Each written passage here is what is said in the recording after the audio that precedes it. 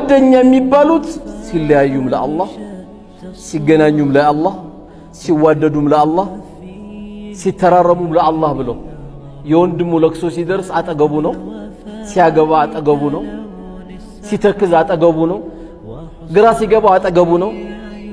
ከሚስቱ ጋር አንዳንድ ነገር ሲፈጠርበት አጠገቡ ነው ከባሏ ጋር አንዳንድ ነገር ሲፈጠርባት አጠገቧ ናት አለ ነው የዚህ አይነት ጓደኛ ወይስ ከአንገት በላይ ነው ሐቢቢ ደህና ነህ ሐቢቢ እንዴት ነህ አይደለም እንባባለው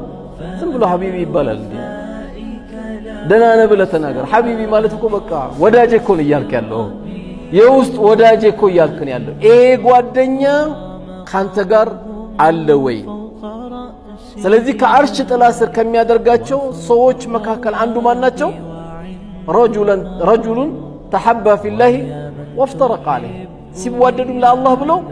ሲለያዩ ለአላህ ብለው ያሉ ናቸው